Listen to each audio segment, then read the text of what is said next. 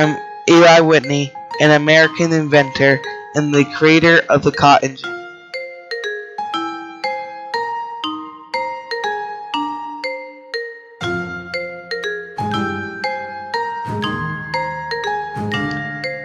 Eli Whitney was born on December 8th, 1765 in Westfield, Massachusetts. He grew up on his family's farm and he liked machinery work and technology. He was a youth during the Revolutionary War and he became an expert at making mails by his own invention. And then he created canes and lady napkins and recognizing his opportunity. Around the world, people wore cotton clothing, and they have done so for thousands of years. Artifacts of cotton cloth have been found in Mexico, Egypt, China, Greece, Rome, and many other places. Cotton was introduced to Europe by Arab traders around the 1st century. However, by the late 1800s, cotton imports to England began steadily increase. England imported 9 million pounds of cotton. In 1790, English cotton imports rose to 28 million pounds. In 1812, English imported 63 million pounds of cotton.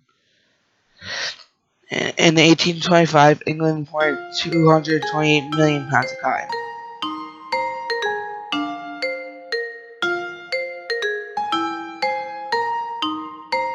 He worked as a teacher in order to earn money to go to college. In 1789, at the age of 23, he went to Yale. He graduated from Yale in the class of 92. He decided to study law. To make some money while he studied, he took a job as a tutor at a plantation. However, when he arrived at the place of the plantation, he learned that his salary would be half than he was promised. So he didn't take the job. Instead, he agreed to work on a widow's of General Nathaniel Green plantation, assisting the manager. He's been hearing some neighbors complain how long it took to remove seeds. It also took 10 hours to remove enough seeds to make 1 pound of lint. It took nearly as many slaves to remove the seeds, and it did to pick the cotton. When he watched how the slaves cleaned it, holding the seed with one hand and plucking out the lint with the other. While he watched, he developed an idea how to create a machine to do the work faster and better doing it by hand.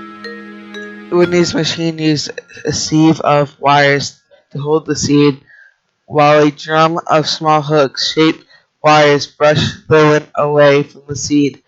Another drum brushed the lint off the hooks. In 1 hour, the cotton engine did as much work as several slaves do in a day. While he's down in South Carolina, when he went to that plantation, he met Phineas Miller, another Yale alum, who was Green's fiance and manager of her estate. Green soon learned about the lack of money crop in the immediate area, with the market of tobacco declining, so green seed cotton was widely available. It took hours for manual labor. Whitney worked through the winter to devise the cotton gin that was able to quickly, efficiently clean cotton using a system of hooks. When Whitney just demonstrated his cotton gin, gin is a short thing for engine, to some colleagues with the device producing a lot of cotton in an hour. That Whitney and Phineas Miller charged farmers 2/5 of the profit they would make. The device was widely presented. However, with the farmers started creating their own version of the cotton gin, and Whitney spent hours in legal battles against these people. and they made a license to license skins at affordable rate. And also Thomas Jefferson sent a letter to Eli Whitney about giving him a letter, no, giving him the plans of the cotton gin. In the 1800s, southern cotton produced had risen by a lot since like the 1700s, with more than 1 million bales of cotton produced by the time of 1840, and the people started harvesting crops, and field industry stifled, and a third of the U.S. southern population enslaved by the 1860. He sent his dad a letter about the cotton gin and told him to keep it a profound secret, and he built a store up in New Haven, Connecticut to make cotton gins, and he thought there was something wrong, so he sought a new plan. Secure a patent for his machine, and he filed that application on June 20th. And the result of the cotton gin started the Cotton Kingdom is when they started to sell a lot of cotton, and cotton became more important. But then it also increased the slave population by a lot. So slavery got worse and worse as it was just about to decline. And as we know, slavery was horrible, and Virginia was a state with the largest slave population in the 1800s. By 1790, there were 6 slave states. In 1860, there was 15. From 1790 until Congress banned the importation of slavery from Africa in 1808, Congress imported 80,000 Africans. By 1860, practically 1 of 3 Southerners was a slave.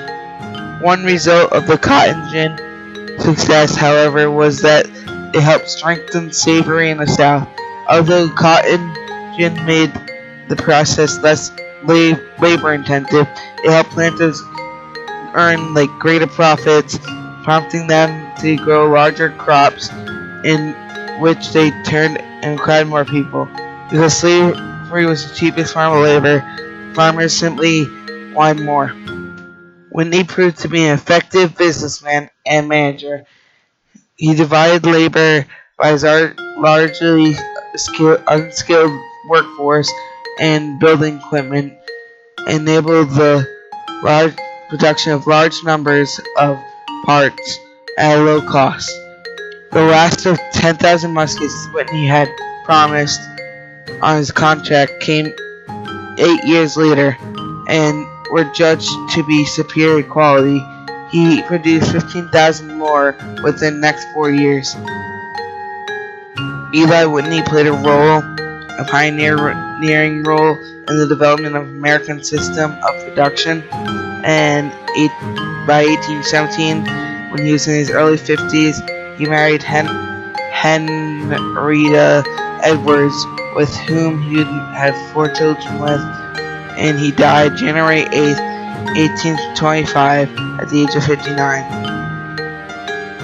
Some experts say that the cotton gin started the Civil War, and because the slave owners were starting to cut down, they were going to start reducing slaves because it was too expensive to own them. Since that Eli Whitney made the cotton gin, and it rose the slavery, it started the Civil War. So some experts say that his design was almost immediately stolen by a fast number of times.